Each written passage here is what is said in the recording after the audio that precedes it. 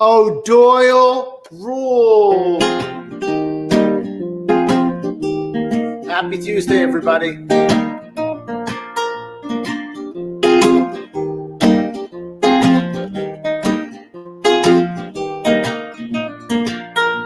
Chilly winds blowing like a breath of fresh air. The leaves are on the ground, and flannel like flowers popping up everywhere across Brooklyn town.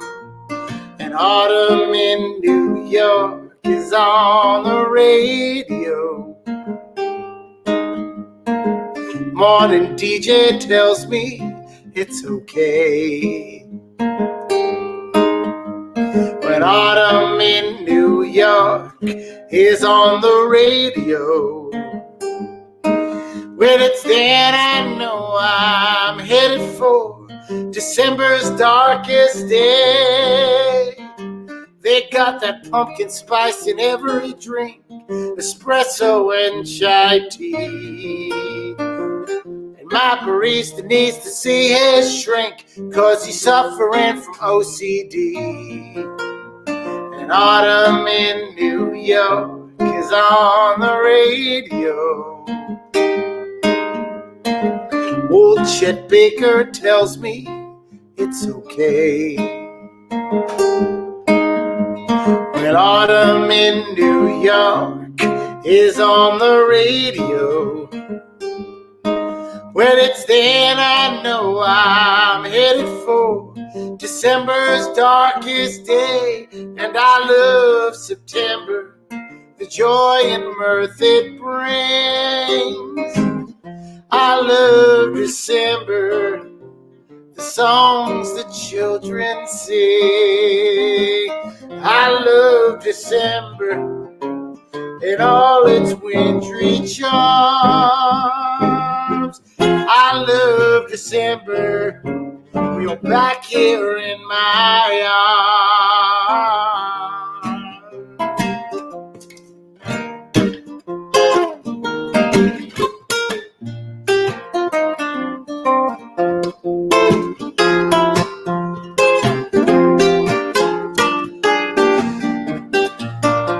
My smile grows longer as the days grow short and we fade closer to black. 'Cause every summer you just kind of disappear, and in the winter you come back. And autumn in New York is on the radio.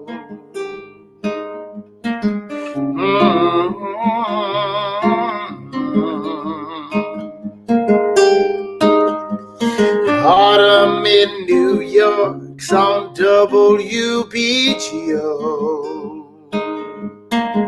Autumn in New York.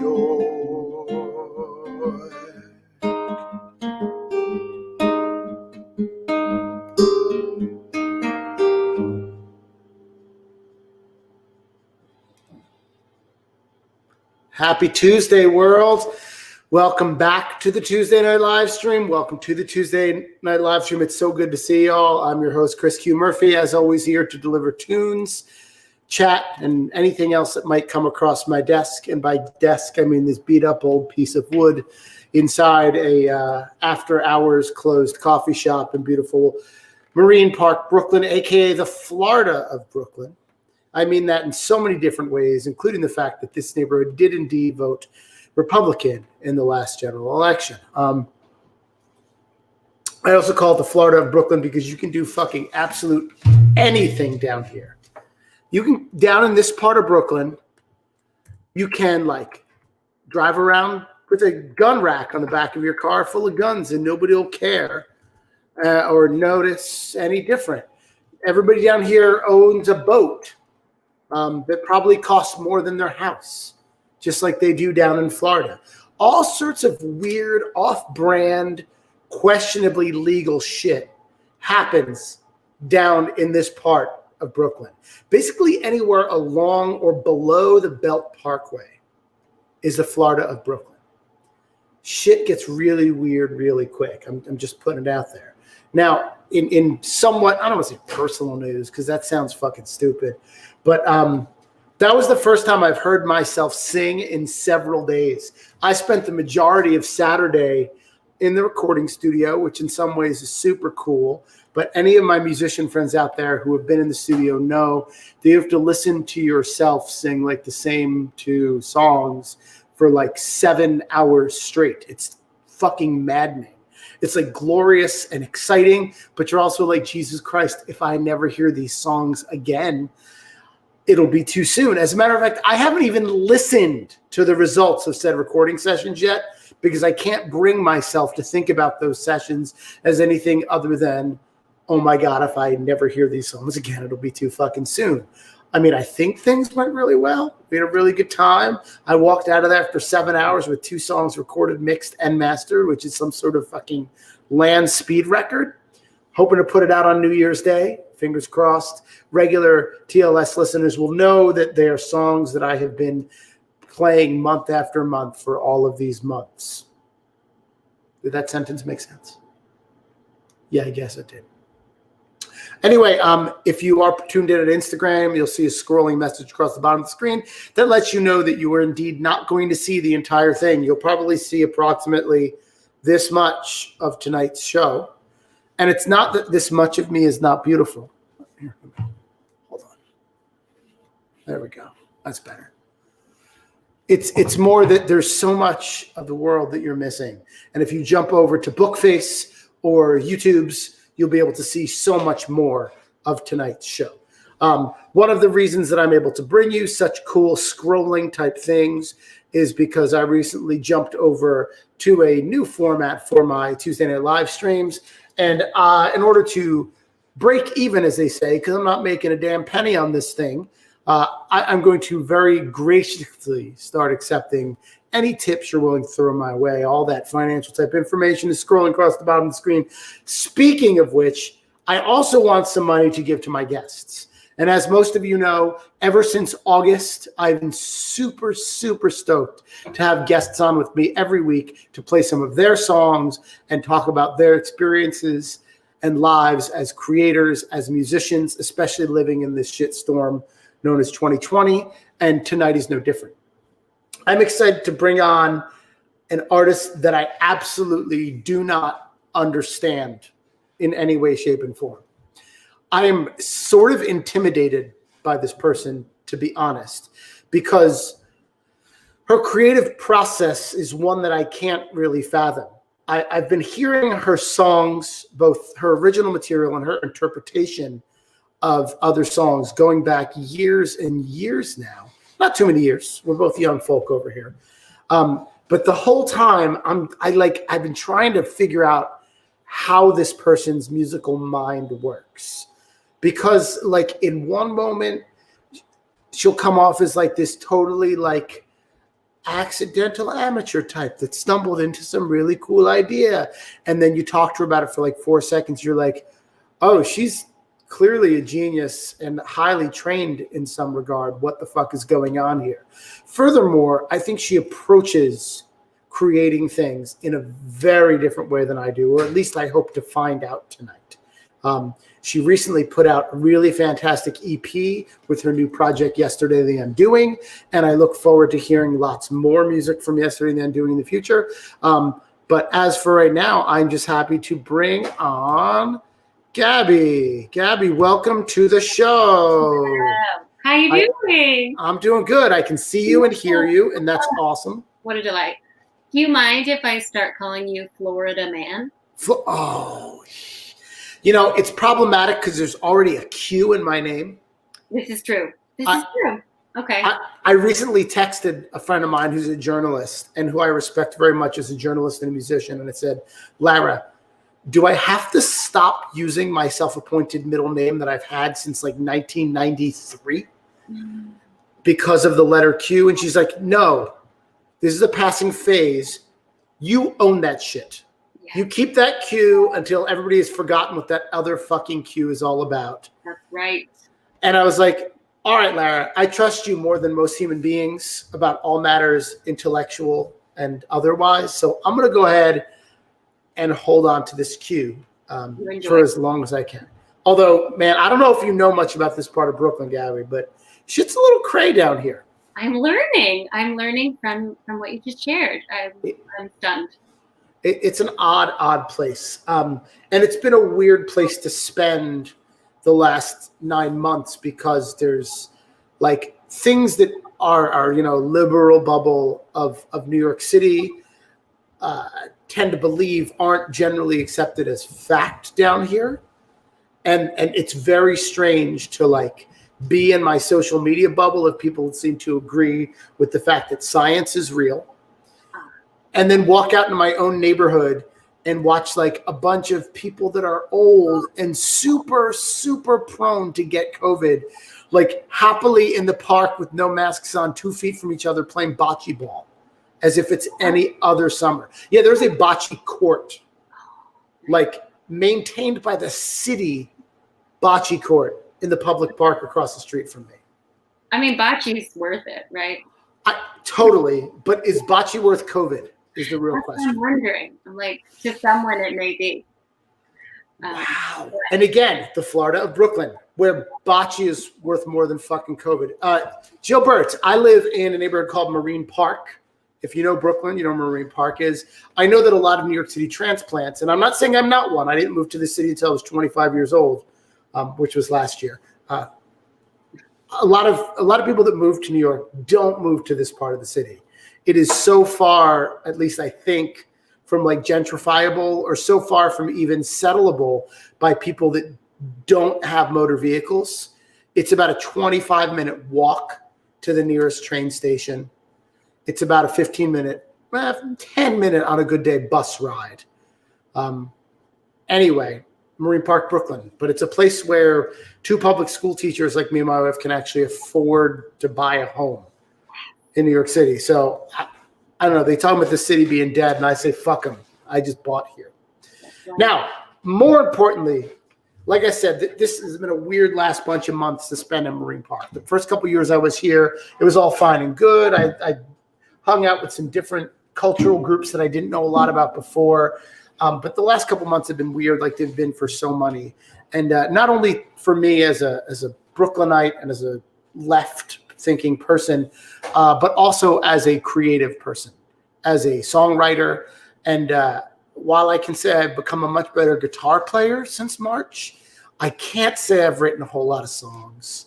I can't say that I've taken a lot of huge steps forward as a creative person. And yet, every time I turn my head, there's like another Yesterday and the Undoing single out. Yeah.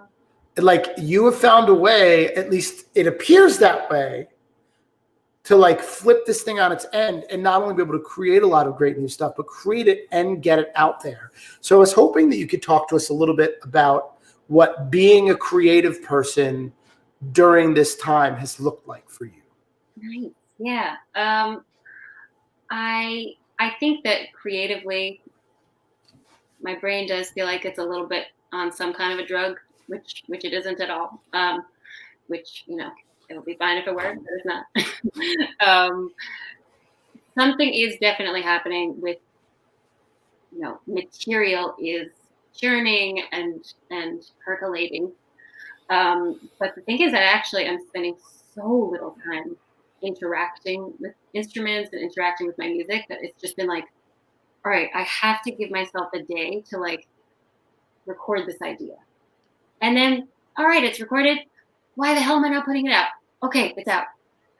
So yes, I've been generating a bunch, but like not at all practicing. So when you first reached out to me, you were like, you want to come on this thing? And I was like, oh my God. Like, I can't even imagine like sitting with an instrument and like releasing things from my body.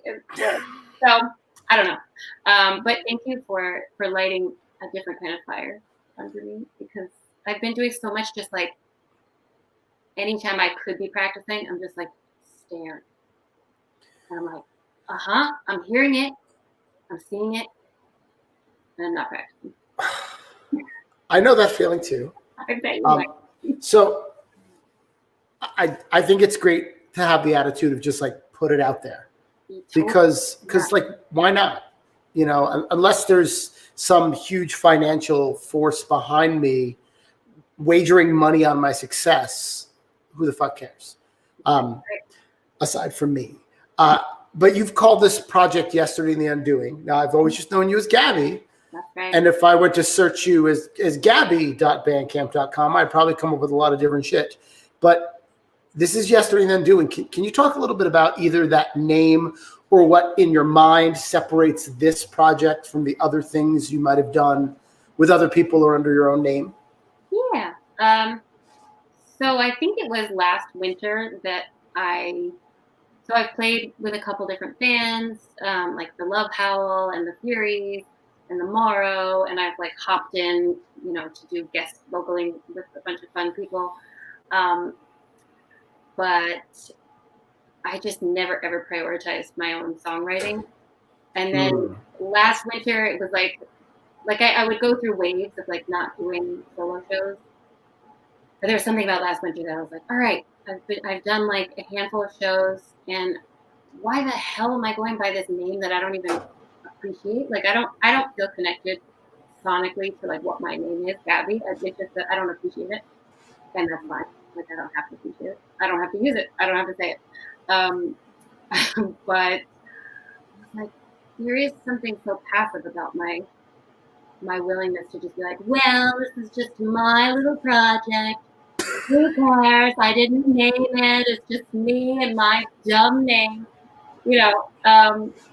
So I realized, I was like, all right, I'm going to officially find, you know, a name that I think is going to work for the sound that I'm exploring. And I kept thinking like, so my last name begins with S. It's the name Sherba. But the S, I always just was just like, oh yeah, Gabby S, Gabby. And then it just kind of, I think there are a lot of people who still think that my last name is S, ESS. And so I was thinking like Gabby, yeah, like there's something about like the sound, Gabby yesterday. I was like, okay, yesterday I'm feeling really excited about like, if my band project, which is just me primarily, if it could be my identity and the something, I was like, well, what's my identity name going to be? I was like, I think it could be Yesterday, because I think what I am is a collection of all of my yesterdays, and I'm journeying through time with them, whatever, you know? So I was like, all right, if yesterday and that, I was like, what am I bringing with me? And I think that like the way that I process moving through the world is by undoing more than doing. I feel like I'm constantly seeing things that I want to unravel and I want to just take apart. So I just thought, that feels like what my name could be. And then, yeah. And then I had these recordings done. Like I had a couple recordings done by March, and I was like, oh, let's just keep going. Now I have more time to do that. So I was like, all right, I'm going to just let this name be a thing. Although, is The Undoing a show? Is there a show called Undoing right now? The Undoing? I don't know. I hope not. I'm seeing in recent days Nicole Kidman related. Oh, really? Someone's going to confirm this for us. I like you better than Nicole Kidman. You know what? Thanks for that. So I'm going to say that you get to use The Undoing, and I don't know what the fuck her show's all about. I think you get to keep this. Thank you so much. You get to keep the cue. I get to keep The Undoing. Oh, this feels great. It feels so good. I love it. I love it. So I will not ask you to describe your music, because anytime somebody has to describe their music, it either means A, they don't trust their audience, or B, they're not confident enough in what that music is to speak for itself. But I would love, man, that story of how you came up with the name is so fucking cool. Thanks. Because it is both casual and mystical, if that makes sense. Oh, wow. It really is. And I don't know if you heard my intro before. I was saying I've always been a little intimidated by you. I heard that. I'm like, Get out of here. No, there's something about the way you create and what you create that I can't wrap my brain around. And as a thinking fucking person, when I am confronted by somebody who does something in the neighborhood of what I do, but clearly goes about a different way, I'm intimidated. The way that like you're looked like a really serious reader is like fucking intimidated by infinite jest. You know, like my wife's tried to start that book like 3 times. She reads like 250 books a fucking year. And that one has beat her up a couple times. Like, so when I see this, I'm like, oh my God. So when I hear you describe the way you came up with that name, it's fucking great. I forgot what I was going to ask because I was so fucking excited. I love it. Well, you're not asking me to describe my music. No, never. That's fucking. You know what? And this is a pet peeve of mine. I'm sorry if I'm insulting any singer-songwriters out there, but if I'm ever watching you perform live and the following phrase comes out of your mouth, I'm done. I don't want to hear. This song is about. Don't tell me what your song is about. That's a great point. If you want to tell me when you wrote the song because you think that's interesting and gives me perspective, I'm down with that. But don't tell me what your song is about. I so appreciate that. Like, don't. Just play me the song and let me decide because that's my fucking only job while I'm listening. Don't take it away from me. Anyway. I think maybe as a joke on stage before I've said like, and this next song is about fingerlings.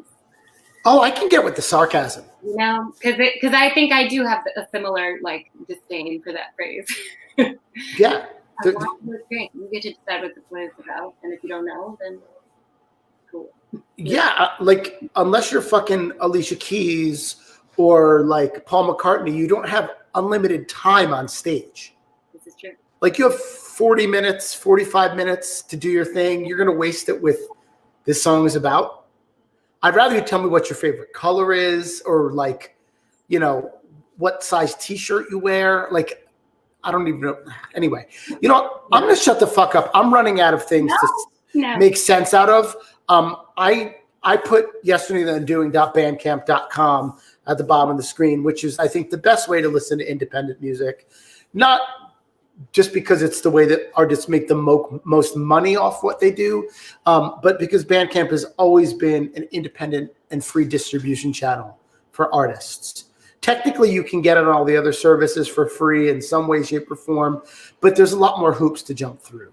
Like I can record some fart noises in the morning and have them on Bandcamp by the afternoon, and it's a little slicker than SoundCloud, right?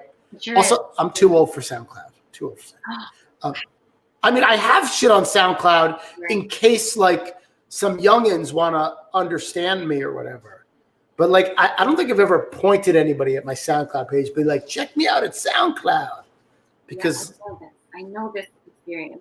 Like, so that doesn't feel like something you can share these days. If you're not a Bandcamp person out there and you would rather just go over to the Spotify or the Arple Music or whatever you want to call it and type in Yesterday in the Undoing, it'll come up. But this is another way. But the best way to hear music by Yesterday in the Undoing is to actually hear it live, which is what we're about to do. I'm going to shut up and get off the screen. And I'm going to turn it over to Gabby, and she can play 2 songs and say and do whatever the fuck she wants.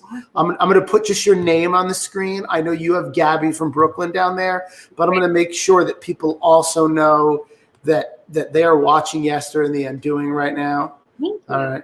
So, oh my God, some file's trying to open on my computer right now. Stop it. That was weird. Anyway, I'm going to shut the fuck up, get out of the way. Ladies and gentlemen, enjoy the awesomeness of Yesterday and the Undoing. Thank you. Yay. It's kind of funny because if I were going to tell you what this song is about, this is one song that I actually would have no clue what to say about that. Like I know it meant something to me when I wrote it, and I honestly, this is one of the few songs that I can't really trace the meaning for myself.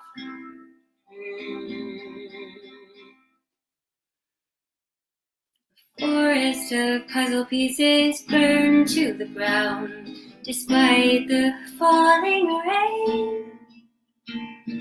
Take my little seed to the incinerator to truly be seen. Then try to forget what it means. I'm not gonna stand in your ashes tomorrow. What if I never wake up? No, I'm not gonna dance with your jacket again. Once I return the body I borrowed. Forest of puzzle pieces suddenly drowned, got swallowed up in your game. Save the pity praise for your pretty neighbor who I'll never meet. Then try to erase what I've been. I'm not gonna stand in your ashes tomorrow.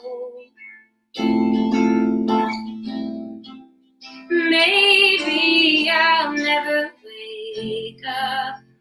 No, I won't have to dance with your jacket again. No.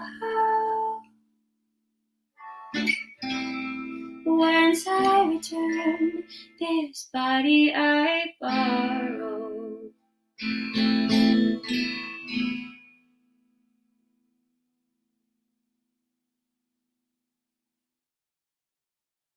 So that's that one.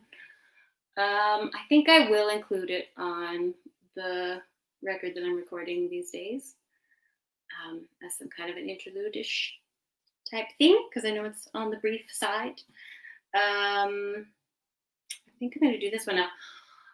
So here's a song that I wrote a handful of years ago. I just released it on Yesterday and the Undoing, you know, all the places that is, that EP. And then I actually have just been in the middle of recording a different version with my band, The Furies. And we can chat about them in a moment if we want. This one is called So Long. Stop that sound. We're gonna have to quiet it down. Nothing more to talk about. Nothing more. Feel that beat. Whisper till it falls asleep. Nestle into warm defeat. Nothing more. It's better now that you don't have to grow beyond your shell. I'm a dream. I haven't any legs or feet. Just everything you want and need. Nothing more. Shake my spell and dive into an icy well. Can't reach you in your echo cell. No more. It's better now that you won't ever grow beyond your shell. Everything's wrong, frail one, not yet alive, somehow undone. You know it's wrong, so wrong. How dare you drag me for so long? Break my ground, hide inside the hole deep down. Build your precious hellish town, lose your war.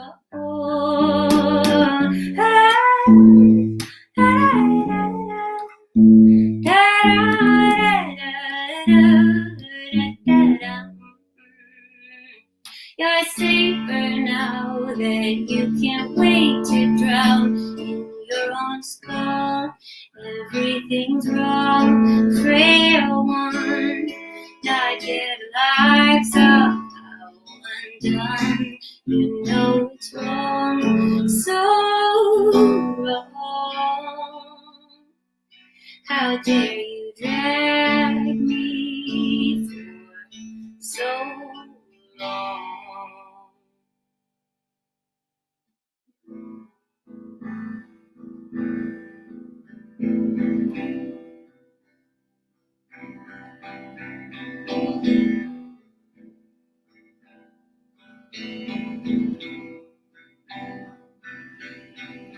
So many clouds, you think it's night. So many doubts, you think it's right. So many clouds, you think it's night. So many doubts, you think it's right. You salt my wounds, but I'm your missing big green shoe. Shouldn't tie my laces to something true. You're my truth. Don't know how I'm not for you. What am I supposed to do?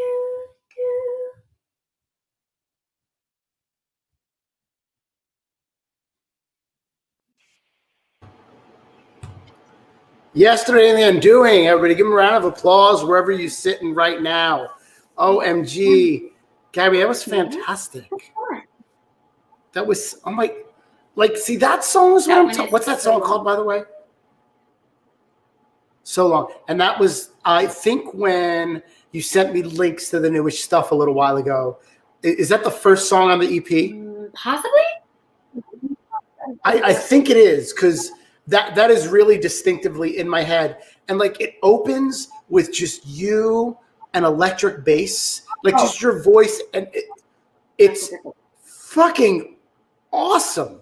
And it's something that I wouldn't conceive of a recording happening that way. Like, and that's what I'm talking about. Like when I think about myself as a writer, and I consider myself like a pretty legit songwriter, like I know how to write songs. I can't imagine writing a song like the one that you just played. Like it just doesn't compute. And in a minute, you're going to tell us all about that process. I'm going to force you to dig deep because I really want to know. But first, you know, I'm going to take a sharp left turn here, and then I promise I'm going to bring it back. One of the other things that Gabby once did to me, whether she knew it or not, was Gabby stole a song opportunity from me.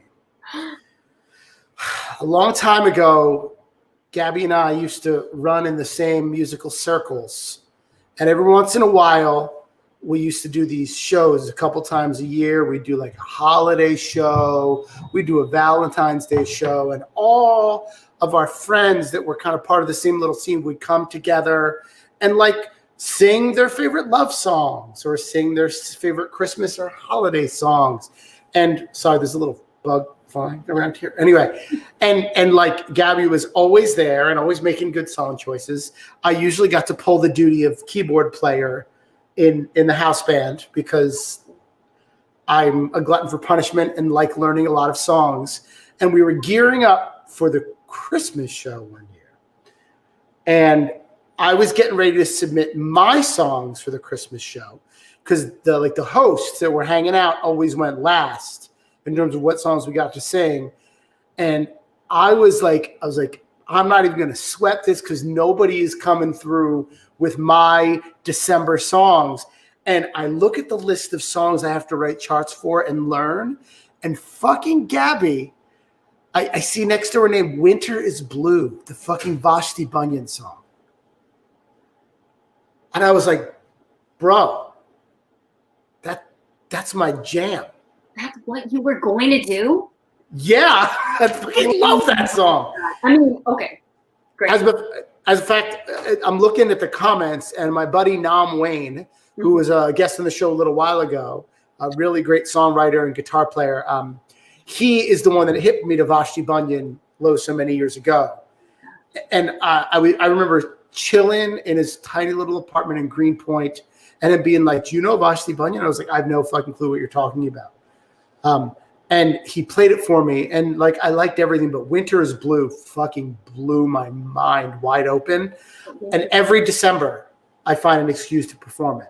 Whoever watches this show next month is going to get stuck watching me play that song at least once. Yes, I can't wait. I did want to share that. So even though Gabby scares me a little bit. We do have some of the same wavelengths. But one of the reasons we wound up playing together and hanging out way back when was because we were both indebted to and hanging around, and I don't know, Gabby, but you still hang around a coffee shop in South Slope in Brooklyn called Roots Cafe. It's still a place. I don't go there anymore for mainly geographical reasons. But I knew a couple of the owners, and they were some of the most artist supporting people I've ever met in my life. And they were artists themselves. And I think that was part of it. They recognized that as artists who owned a platform, that they were supposed to like turnkey that and use that platform to amplify other people's stuff, which is one of the reasons I have guests on the show every week. Whether 6 people are watching or 600 people are watching, I want to make sure people I know that do really cool shit are getting into the ears and eyes of as many people as possible. So Gabby is one of those people, or she wouldn't be here on the show. And the reason that Gabby is like even on this show at all is because our old friend Jamie owned Roots Cafe. Brother, how you doing? Great, man. How are y'all doing? We're doing okay. We're so glad to have you here from Alabama. This is our first time going across time zones on the show. So Gabby, beautiful to see you. by the way. What? Better than I remember. So much better than I remember. Well, we Amazing.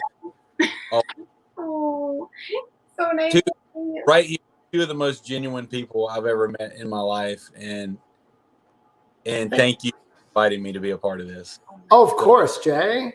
So beautiful. I'm sorry it was kind of last minute. I was thinking through just like my week, and I was like, well, if Gabby's going to be on the show, and should probably have Jamie on the show too. And so here you are.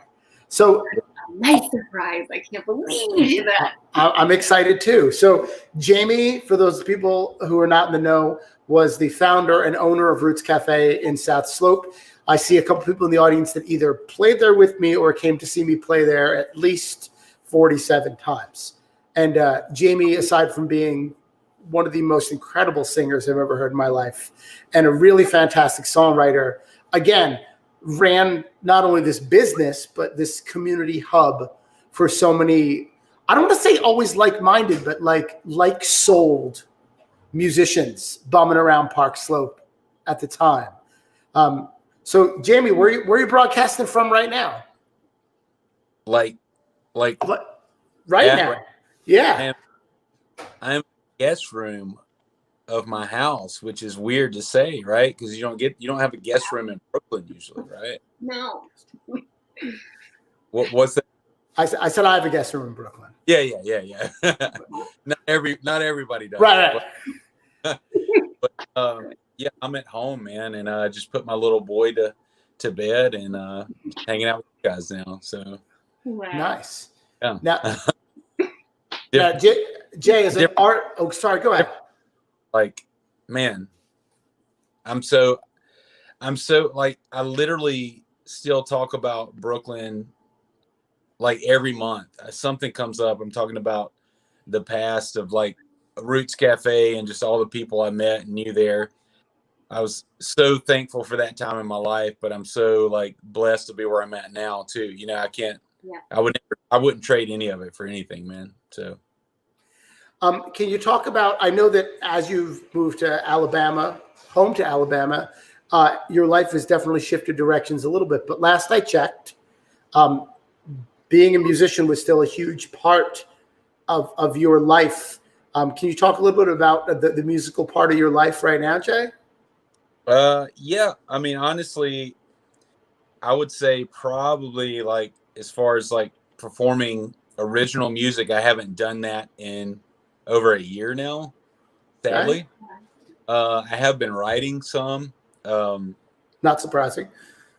About a year ago, I had a band.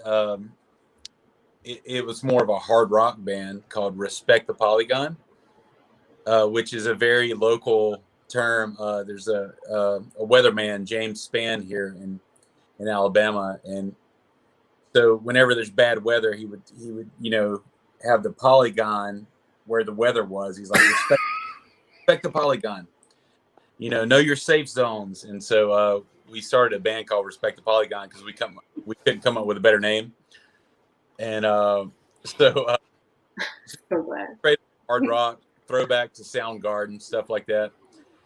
And we did that for about a year, and nothing really much came of it other than just writing some songs and hanging out with friends and having fun. But since then, I haven't done much other than just kind of, well, then, COVID happened. So not a lot of opportunities, but I have been writing some. But also, probably no surprise to you two, I work at a church full time. Mm-hmm. And, Brother Ham, Right. which oddly enough, that was what I became known as in Brooklyn, but nobody calls me that here. It doesn't work. So, but yeah, every Sunday I do music at my church, which is really cool. Really cool community. And we don't do just church music. We've opened up services with Bruce Springsteen, a little bit of Tom Petty, all kind of stuff. We'll kind of open up the service with that, and then we kind of go into the more church stuff, which is a lot of fun. So I still get to kind of do my thing every now and then, but that's pretty much been my musical outlet for the last year or so. That's awesome. Yeah. So good. I mean, that you were like always at least had your toe in those waters when you were here Sure. in Brooklyn. I know you were like not quite the worship leader, but you were always involved in the worship music at your church here. And everybody started calling me Brother Ham. I think, yeah. so. And I remember seeing, I mean, I know you haven't been big on socials for a while, but I remember, I guess it was a little more than a year ago when I saw that you were like stepping up as like one of the main worship leaders as part of this church band. I was like, of course he is. Yeah. Because of course he is. Because, Jamie goes places and he helps connect people in communities. I'm serious. Like Gabby and I are fucking still sitting here. I will say this. So when I moved back to Alabama, I started managing a coffee shop here, and then I helped open another coffee shop downtown. And I was really just so wanting to like create this community of musicians and artists, and basically just throw back to like what Roots was in the beginning. And you guys were part of it from the beginning.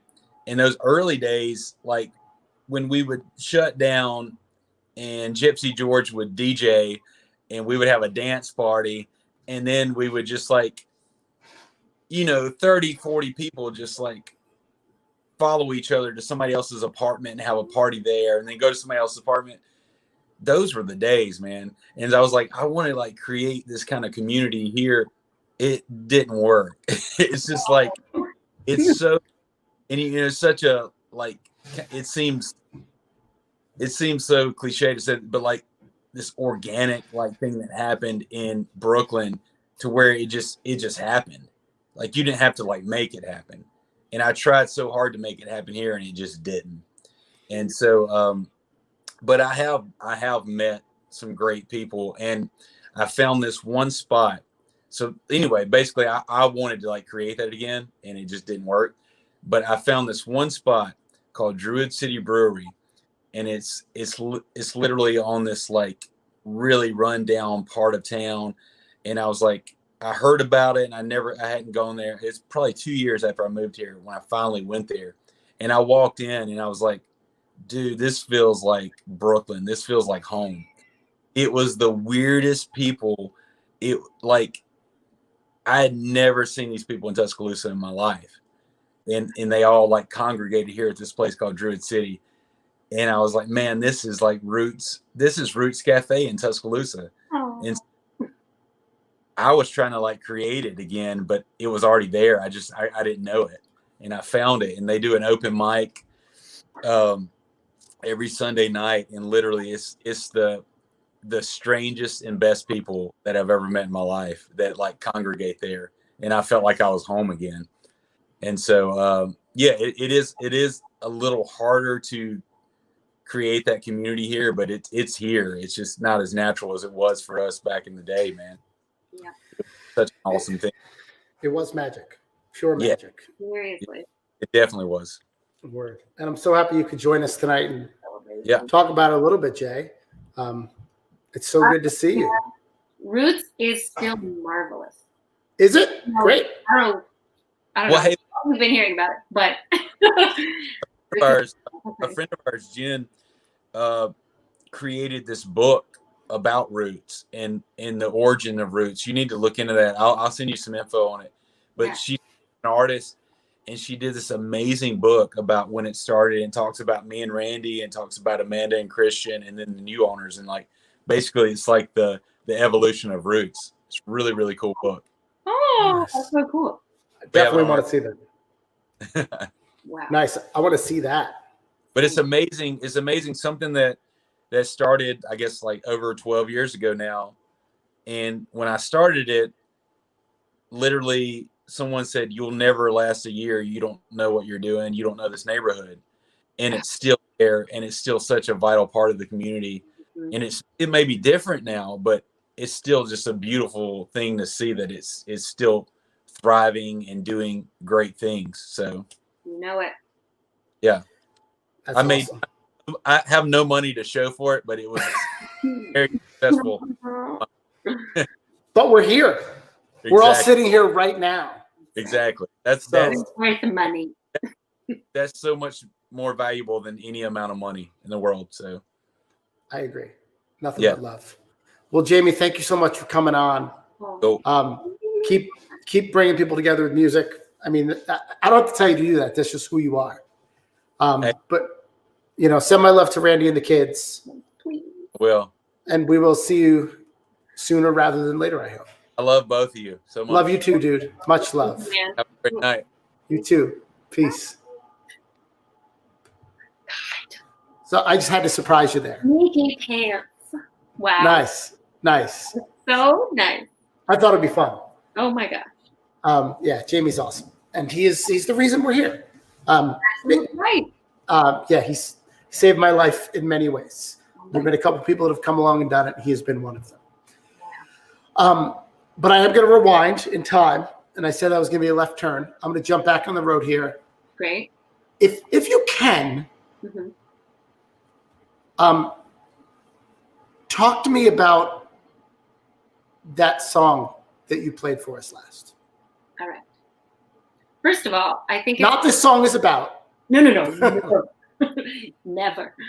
I will say that I think the song you were thinking of, you were reminded of. I think the first track is just bass and voice. Mhm. But of course, this song begins with a bass line on the guitar. And that's another song that like a lot of people have just been like, never imagined that the opening track to an EP would just be bass and voice. But that's not what you just heard. So what you just heard was So Long. What can I share with you about it? What happened? How did it come to me? I think it was one of my songs that just kind of blurted out.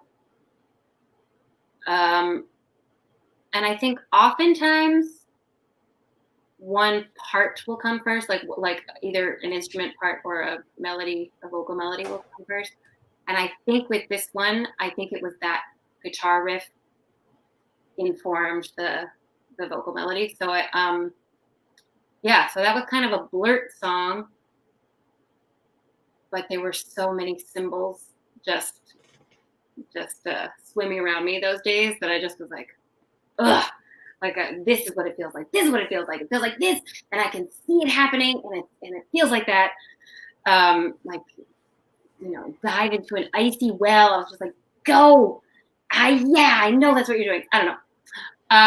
What's helpful? What's helpful for me to share with you about the process? Well, I mean, because you're a songwriter, I know that the words first or music first question is a dumb question. Sure. But I'm wondering, like, once you kind of stumble into the genesis of a song, you said that was like a vomited out kind of song. Mm-hmm. And regardless of what things we do or don't believe in, gods in the universe, as musicians, we are probably vessels. And every once in a while we get blessed or gifted one of those vomit songs. And we thank the heavens or the people around us and move on. But it's not always that way. Or is it for Gabby? For Gabby. Well, you know, it so often is that I feel like I fall into some kind of a trance, and then I come out of the trance with something. Not often like a complete song, but like with some primary aspect of a song. But with this, I'm realizing what I can share is that it was the beginning of a period of like silence between me and an ex. And I just remember I was just like, I don't know, I was so often trying to like silence myself because it was my instinct to reach out to him. And so I was so often just being like, quiet, fucking quiet. And so that was just, so I think as soon as that happened, as soon as I just heard like, stop that sound, we're going to have to quiet down. There's nothing to talk about. I was like, that's it. And then I was like, okay, nothing more. I was like, maybe that's the thing that's going to be recurring, the nothing more. And then, yeah. And then all just like the various symbolic representations of like the journey we went on in that relationship where they just were kind of falling out of me. Okay. And the music takes quite a journey too. You talked about kind of the guitar riff being the genesis of the inspiration for maybe the melody or even the trance that you were put into to find the beginning bits. But there's some big like music, like rhythm and tonal shifts in there that aren't like automatic go-to harmonic changes or texture changes. Right. And I'm wondering if there's like how that happens. Yeah. What a cool question. How does that happen? Because I feel like that's the thing that comes out of a trance for me is like these things that like, no, I haven't heard that before. Like I'm not getting it from some song on the radio. It's like I'm getting it from somewhere. Because I'm trying to think like what my soundscapes have been. And something we touched on when you were like, it seems like she may be some amateur, but then she may also be highly trained. I was like, all right, I know why you felt that because I grew up in a household with two classical musician parents. And you may know my brother Alex Sherba. He's played in a bunch of these bands with me. He's a fucking fierce ass guitar player. And the reason I'm bringing him up is because, like, we've had this classical music influence, and if you hear him, for the most part, you would have no clue because he's like this ferocious, chaotic force, which, of course, classical music can contain that. But it's super exciting to know that like that lives in him as well. But yeah, so I think a lot of times I'll kind of treat my voice like a violin sound or a viola sound. Oh, okay. You know? Like the way that I intuitively choose to use it. That's cool. Maybe, right? I think it kind of makes sense. Yeah, I never think like that. It's so cool that you do. And I don't know and I don't really think like that, but I think if I'm examining it now, I think that's what's happening. Yeah, I feel like I'm gonna try to fuck with that because I feel like I limit. I feel like I'm a better singer than a lot of my songwriting would tell you. Totally. That makes like if you give me like a set of Otis Redding or Beatle covers, you're probably gonna be like, dude, that guy can sing. Seriously. But when you hear me sing my songs, it's like, oh, he's a songwriter. Wouldn't it be great if some like dope ass singer would come along and record his shit? And like, I know other songwriters who, when I hear them sing their own stuff, not only do they embody the spirit of the music so completely because it's theirs, but I'm also like, yo, can they be a singer in my band? Oh my God. And I've tried to get to the bottom of this with a couple people. I talked to my friend Kim Foxon about this back in August because when she sings her own shit, it sounds just as good as her singing standards or pop covers, which she does for a lot of money. But her own songs, I'm still like, girl, your voice. And I have heard her. I know this person. you know Kim Foxon? Yeah, Kim. Is it Foxon? From the Foxy Johnstons. Yeah. Foxy Johnsons. Yes. Not Foxy. Mel and Kim. Mel was here a little while ago, but yeah, they're both fantastic singers.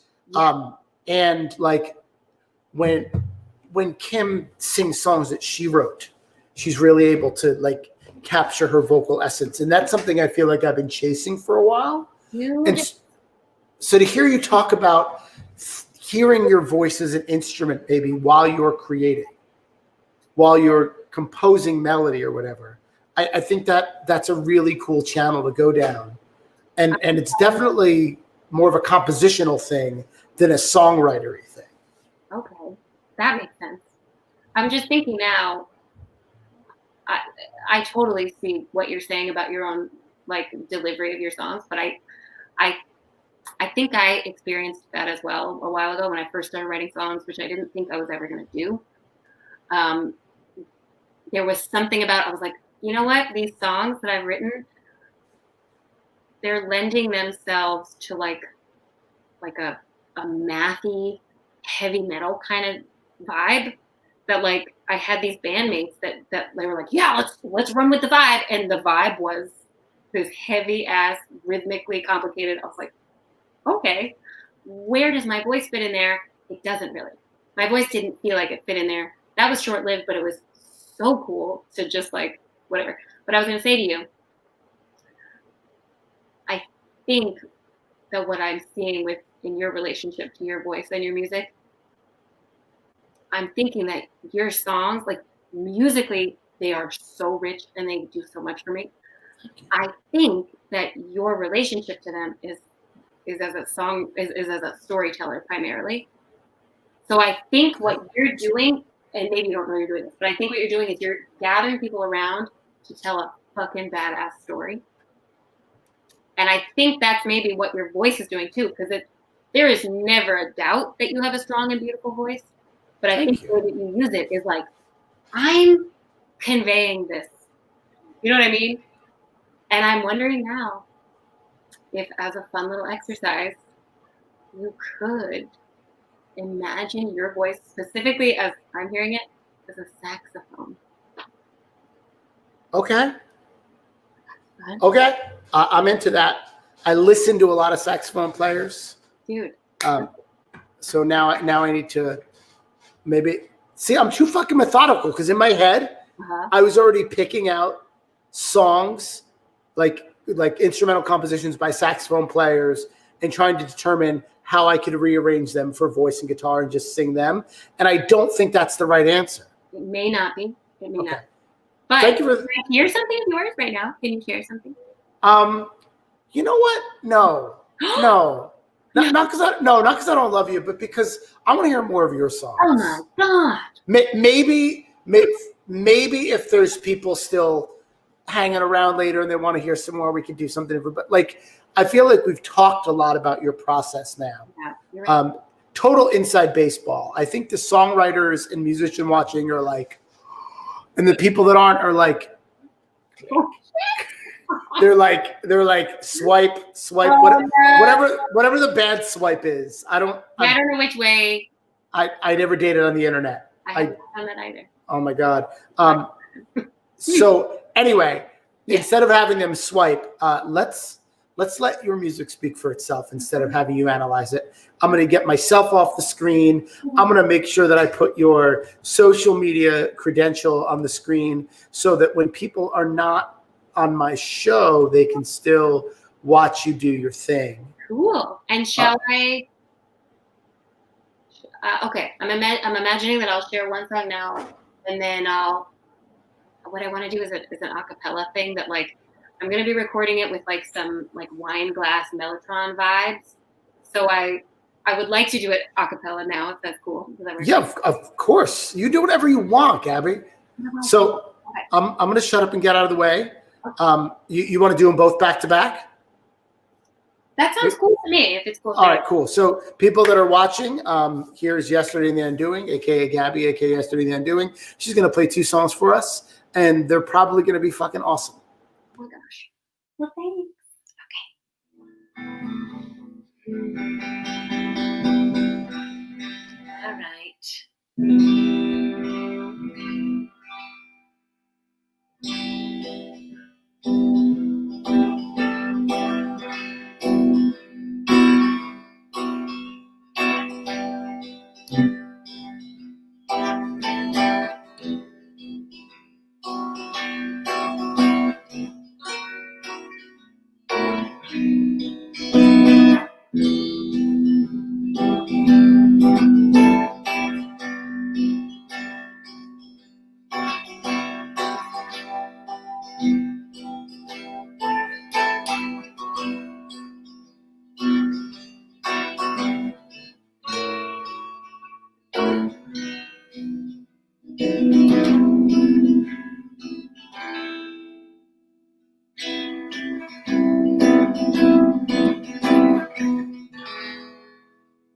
Why did I have to find my true love?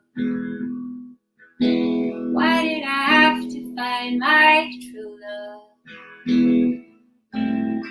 Everything else, everything is nothing. Why did I have to find you? Too much. Too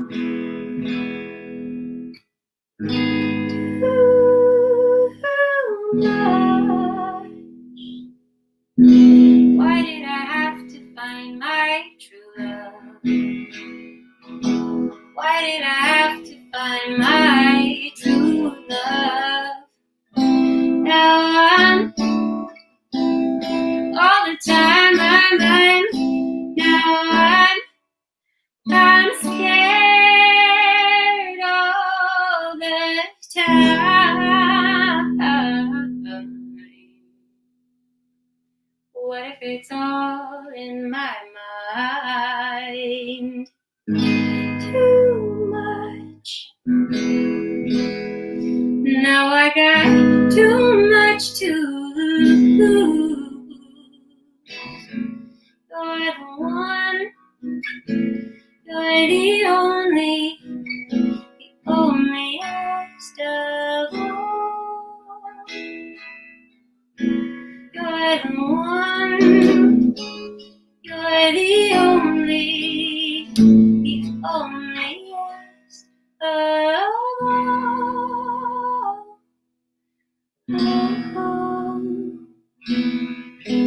Onlyest.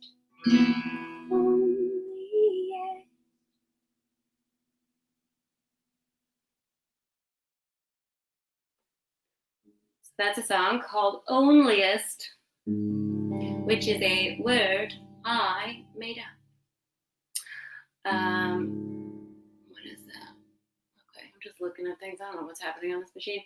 And I would love to, share this other song a cappella. Imagine the vibes happening, and by vibes I mean vibrations and energy. I don't mean vibraphone instrument, although that may happen as well. I think I'll say goodbye to this sound. Okay. Did somebody tell you it was gonna be easy to carry your footprints out to sea? Scatter them wide and let out a sigh as you watch the waves wash them away. The traces we make all linger in the wake of yesterday's mistakes. Your scent is tangled in my hair. Did somebody tell you it was gonna be easy to bury your blistered history? Pack it up tight and locked out of sight, and pretend you got nothing to say. The traces we make all linger in the wake of yesterday's mistake. Your scent is tangled in my hair. The graces we gave all shiver in the shade of yesterday's embrace. Voices hover in the air. I wonder if ever, when you'll surrender, you're gonna get caught in the end. They'll break down the door to your withered encore and drain the blood from your pen. The traces we make all linger in the wake of yesterday's mistakes. Your scent is tangled in my hair. The graces we gave all shimmer in the shame of yesterday's embrace. Voices hover in the air. It's hard to believe sometimes all we leave I find. We always leave ourselves behind. Now you can weave your lies, but you'll see in time. You leave yourself behind. Did somebody tell you it was gonna be easy?